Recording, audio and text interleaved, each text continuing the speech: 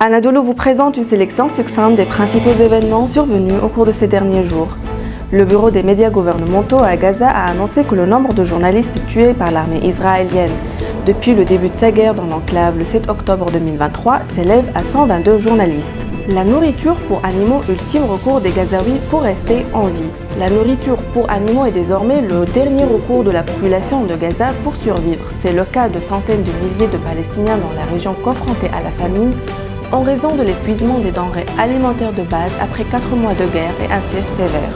La France et l'Allemagne ont condamné la promotion de la colonisation de Gaza et la construction de colonies juives dans les territoires palestiniens. La France a exprimé sa ferme condamnation de la conférence tenue à Jérusalem qui promouvait l'installation de colonies à Gaza et le déplacement forcé de la population palestinienne. Cette réunion a vu la participation d'une dizaine de ministres du gouvernement israélien, tandis que le porte-parole du ministère allemand des Affaires étrangères, Sébastien Fischer, a déclaré que la participation de plusieurs ministres du gouvernement israélien à la conférence et le discours qui était tenu était inacceptable.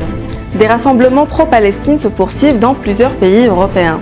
Des rassemblements en soutien à la Palestine ont été organisés dans plusieurs pays européens à l'instar de l'Allemagne, de la Grèce, de l'Espagne et de la Suède. Les manifestants ont dénoncé le meurtre d'enfants à Gaza et accusant Israël d'avoir commis un génocide dans l'enclave palestinienne.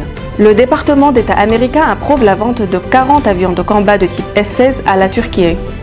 Le département d'État américain a adressé au Congrès une notification officielle concernant l'approbation de la vente de 40 avions de combat F-16 à la Turquie et la modernisation des F-16 existants. Crise agricole en France, l'Élysée enchaîne une réunion et un conseil des ministres pour trouver une issue. Une réunion suivie d'un conseil des ministres se sont tenus à l'Élysée pour tenter de trouver une issue et des solutions à la mobilisation des agriculteurs. Par ailleurs, le siège de Paris a commencé. Le blocage de plusieurs grands axes autoroutiers desservant Paris, encadrés par des policiers et des gendarmes, a débuté lundi, comme annoncé par des syndicats agricoles. Transport de Paris, la CGT annonce une grève étendue à partir du 5 février.